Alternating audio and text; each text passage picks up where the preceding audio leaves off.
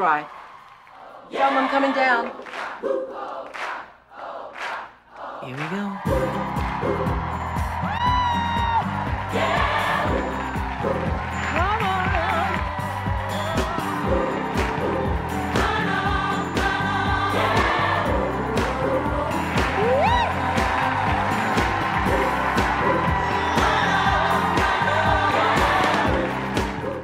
So welcome to the show.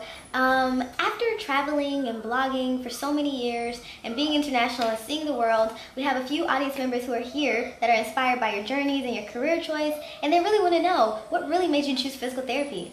I think I can say that it dated back to my undergraduate years when I was a senior and I was like looking for a career choice. I knew that medicine wasn't for me, but I knew that I wanted to do something in the health field, but I just knew that I couldn't quite put my finger on it.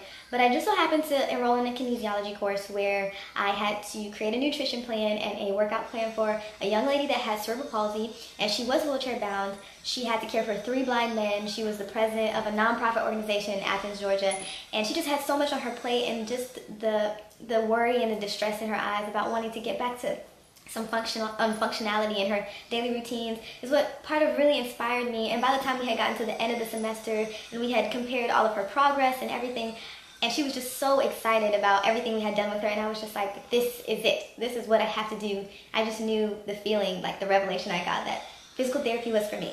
So you graduated from Howard University. What did you see in Howard, or what did Howard have to offer you that made you choose them to pursue physical therapy? So initially, when I was looking for schools for physical therapy, Howard really stood out to me mainly because I am a Nigerian American, and I was looking for a university and a program that would support that.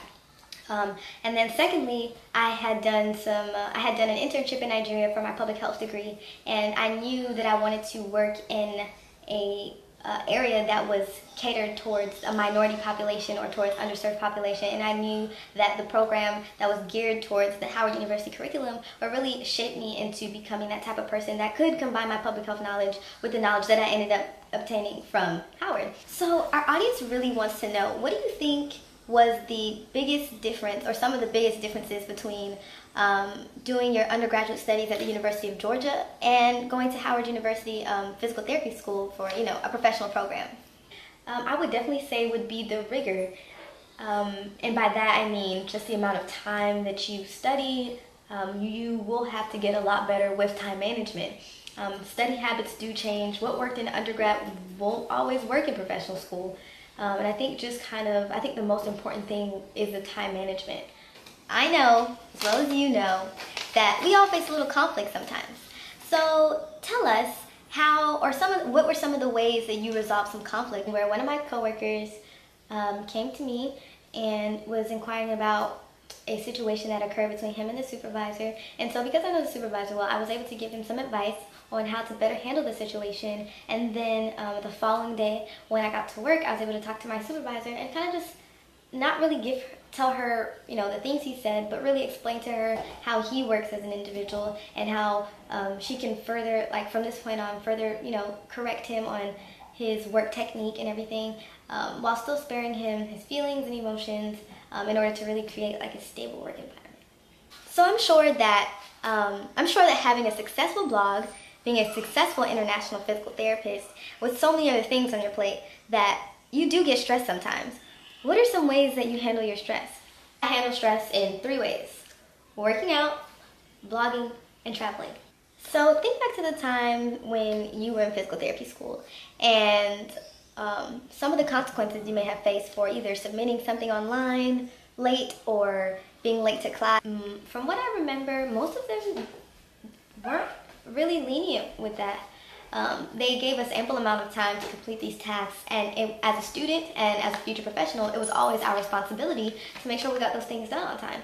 So the one thing that they really harped on was that, as a professional, if you work for a company and they ask you to do something and you don't do it on time, you can't just give them excuses, because you work for a greater, it's not just you working, you're a part of something bigger than yourself. So people are counting on you to do something, and you're letting them down by either being late or not being able to complete a task on time or submit something on time. So that was something that they really instilled in us in our classes.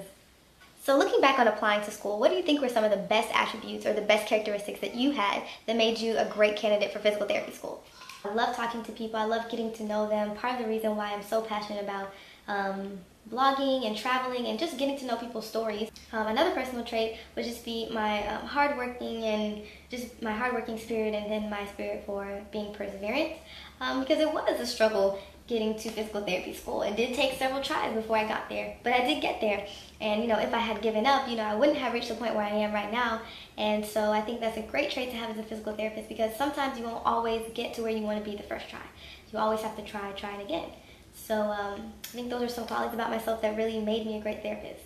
Looking back on those characteristics, what made you believe that you could be a successful physical therapist alongside those attributes? At the time when I was applying, I had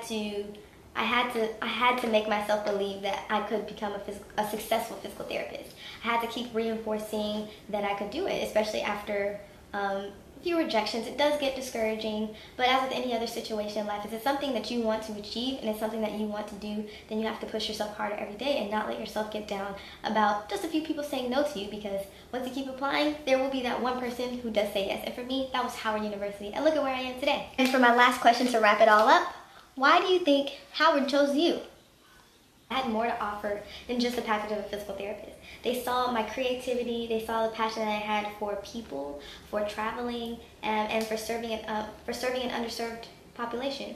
And so they knew that all those things combined with what they were going to teach me in physical therapy school would send me above and beyond the mark of, physical therapy. And so I'm pretty sure that they knew that I would be a great representation of Howard University, whether at a national level or at an international level. They just felt like I was a complete package to make their school shine and to serve this field.